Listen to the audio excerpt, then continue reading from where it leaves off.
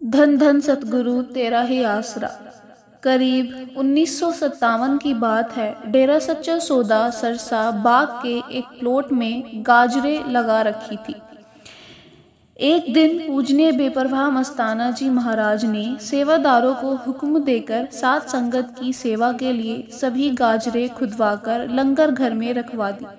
उस दिन दयालु सतगुरु जी ने अपनी मौज खुशी में आकर 15 सेवादारों को गर्म टोपियां बांटी व मेरे को टोपी नहीं मिली। इस पर मेरा मन चिढ़ गया कि मुझे टोपी क्यों नहीं मिली। उस रात मुझे नींद नहीं आई। रात भर सोचता रहा कि प्यारे दातार जी ने मुझे टोपी क्यों नहीं दी। क्या मुझसे कोई गलती हुई है अथवा हमारे भागों में ही नहीं थी आदि। अगले दिन सुबह उठकर मैंने सभी सेवादारों के लिए चाय बनाई, क्योंकि उन दिनों में मेरी ड्यूटी दरबार में बतौर लांगरी की हुआ करती थी। मैंने सभी को चाय पिला दी। उस समय भी मेरे मन में बराबर यही ख्याल आ रहा था कि साईं जी ने मुझे टोपी क्यों नहीं दी। चाय पिलाने के बाद मैं गाय को तरबूज की छिलके तोड़ तोड़ कर खिलाने लगा। वो छिलके पहले से वहां पर पड़े हुए थे। उस समय सुबह के 8 बजे थे। घट घट की जाननहार आए और मेरे पीछे आकर खड़े हो गए। पूज्य बेपरवाह जी ने अपने पवित्र कर कमलों में अपनी ही टोपी पकड़े हुए थे। पूज्य सतगुरु जी के आगमन का मुझे जरा भी पता नहीं चला था। दूसरे अन्य सेवादार भाई तो देख ही रहे थे कि पूज्य दाता जी दादू के पीछे खड़े हैं और दादू को शहंशाह जी का पता ही नहीं है। मैंने अचानक पीछे घूमकर देखा तो प्यारे दातार जी को अपने पीछे विराजमान देखकर विस्मय होकर रह गया। बेपरवाह जी ने वचन फरमाया, पुत्र तेरे को रात टोपी नहीं मिली। मैंने हाथ जोड़कर कहा, साईं जी नहीं मिली। परम दयालु दातार जी ने अपने पावन कर कमलों से टोपी पकड़ाते हुए वचन फरमाया, ले पुत्र तेरे को अपने सिर की टोपी देते हैं। इस प्रकार घट घट की जाननहार बेपरवाह मस्ताना जी महाराज ने मुझे टोपी बख्शकर बेअंत खुशियां प्रदान की। इसी तरह एक दिन रात को शहंशाह जी सत्संग फरमा रहे थे। अपनी मौज खुशी में आकर दाता जी ने सात संगत को कंबल, कोटियां, जुराबे, कोट बांटे। उस रात परम दयालु सतगुरु जी ने मुझे टीटी कोट पीतल के बटनों वाला दिया। मैंने वह कोट उसी समय पहन लिया, पर मेरे मन ने वह कोट पसंद नहीं किया। रात को मेरा मन कहने लगा कि तेरे को बेपरवाह सतगुरु जी ने क्या दिया, टीटी कोट पीतल के बटनों वाला। इन ख्यालों में मन ने न ही सुमिरन किया और न ही सोने दिया। सुबह बेपरवाह जी अनामी गुफा से बाहर आए। उनके साथ सेवादार भाई नयामत राय भी था। समय 8 बजे का था। उस समय मैं कमरे की सफाई कर रहा था। मेरा मन बेईमान अपना काम कर रहा था और मुझे कह भी रहा था कि बाबा जी ने तुझे क्या दे दिया, टीटी कोट पीतल के बटनों वाला। बेपरवाह जी ने सेवादार नयामत जी को कहकर मुझे अपने पास बुला लिया और वचन फरमाया, पुत्र बटनों वाला कोट तुम्हारे फिट नहीं है, इसको उतार दो। मैंने सतगुरु जी का वचन मानते हुए तुरंत ही वह कोट उतार दिया। फिर शहंशाह जी ने काले रंग का बढ़िया कोट पहना दिया। वह कोट भी मेरे नाप से कुछ बड़ा था। मेरा मन फिर भी चिढ़ रहा था कि साईं जी ने मुझे काफी लंबा कोट दे दिया है। मेरे मन को वह कोट भी पसंद नहीं आया था। मेरा चंचल मन मुझे बार बार कह रहा था कि कोट नीचा है, अच्छा नहीं लगता। अगले दिन सुबह 8 बजे बेपरवाह शहंशाह जी अनामी गुफा से बाहर आए। उस समय मैं पहरे की ड्यूटी दे रहा था।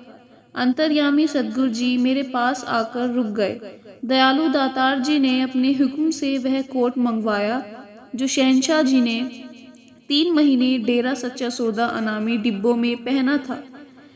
सतगुरु जी ने अपनी मौज खुशी में वह इलाही दात मुझे बख्शते हुए वचन फरमाया, ले पुत्र तेरे को नूरी बोड़ी का पहना हुआ कोट देते हैं।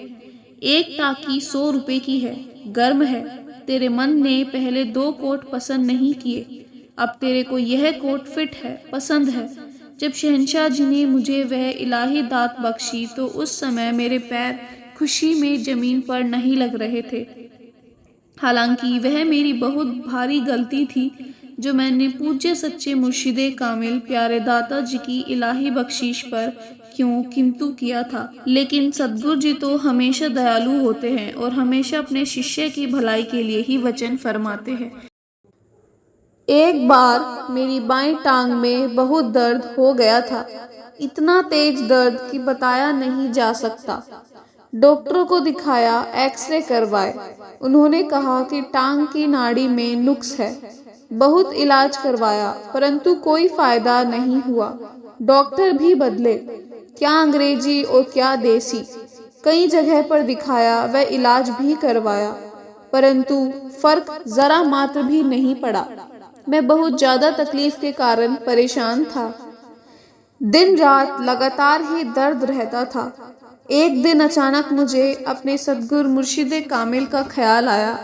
मैंने 25-26 वर्ष पहले यानी सन 1958 में परम पूज्य बेपरवाह शाह मस्ताना जी महाराज से नाम शब्द लिया था।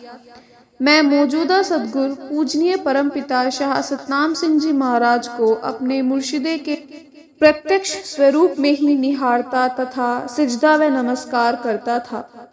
मेरे मन में यह बात पक्की बैठ गई कि बाहर जगह जगह दिखाकर व इलाज करवाकर मैं थक गया और कोई फायदा नहीं हुआ।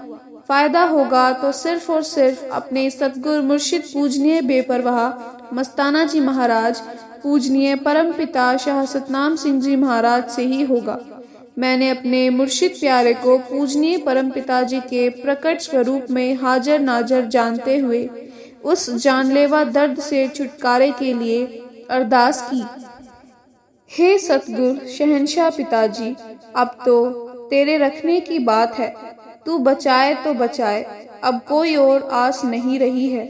मैंने रात को सोते समय यह विनती अपने दाता प्यारे को अंदर से दुखी मन से की कि हे मेरे मालिका, मुझे रखना है तो रख ले, बचाना है तो बचा ले, और यदि ले जाना है तो तेरी मर्जी, फिर देर ना कर। मेरे से इतना दर्द सहन नहीं होता।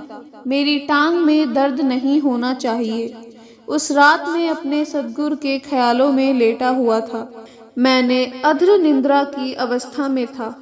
मुझे सच्चे मुर्शिदे कामिल पूजनीय परम पिताजी के साक्षात दर्शन हुए। पूजनीय दाता प्यारे सद्गुरु जी ने फरमाया कि मुख्तियार सिंह, तुम कहा करते थे कि हमारी चाय नहीं पीकर जाते, आज हम तुम्हारी चाय पीकर जाएंगे। ये वचन सुनते ही मैं दौड़कर अंदर से चाय बना लाया। जब चाय की प्याली पूज्य सद्गुरु जी को पकड़ाने लगा तो पता नहीं कैसे कप में चाय छलक गई और चाय के कुछ छींटे पूजनीय परम पिताजी के एक साइड पैजामे पर गिर गए।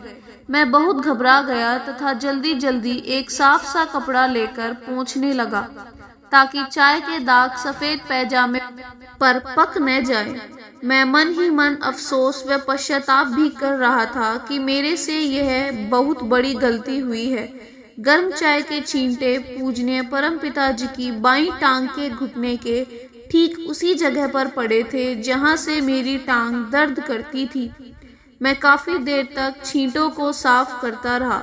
उपरांत पूजनीय परम पिताजी ने मुझे रोकते हुए पवित्र मुख से फरमाया, ले भाई मुख्तियार सिंह, बस कर, अब तेरा कष्ट कट गया। इतने वचन करते ही पूजनीय परम पिताजी अलोप हो गए। मेरी खुशी का कोई ठिकाना नहीं रहा था। उसी पल मेरी आंख खुल गई। मैंने अपने आप को दर्द से मुक्त पाया। मैं खुशी के मारे उठकर नाचने लगा। मुझे यह भूल ही गया था कि मेरी टांग में कभी दर्द था और सच्चे सद्गुरु जी ने रहमत से आज तक भी कभी दर्द नहीं हुआ। धन्य धन्य सद्गुरु शाह सतनाम जी सच्चे रहबर, आप जिन्हें हमारे पर अनेकों पर उपकार किए हैं, जिन्हें कभी भी बुलाया नहीं जा सकता। धन्य धन्य ही करते हैं और आखिरी श्वास तक ए सच्चे मुर्शिदे कामिल हमेशा आप जी के गुणगान गाते रहें और गाते गाते कभी थके नहीं। धन धन सद्गुरु तेरा ही आसरा।